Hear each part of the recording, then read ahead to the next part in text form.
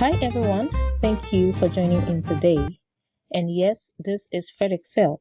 In today's video, we'll take a look at how to calculate percentages in Excel. Here we have a data set consisting of a list of orphanages where 600 bags of rice has been distributed to these orphanages. I would like to calculate the percentage distributed to each orphanage. We'll go ahead and calculate our percentage. So that would be the quantity of bags over the total bags.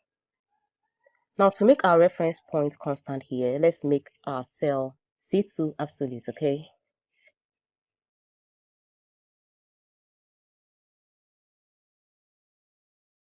So this is our results.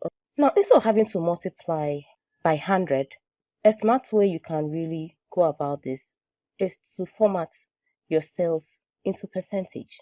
Now from the numbers group here, you hit on this percentage icon.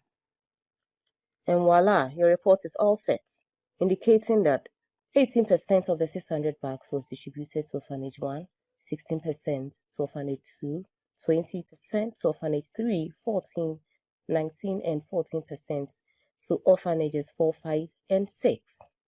Thank you for joining in for today's lesson and keep practicing. See you in our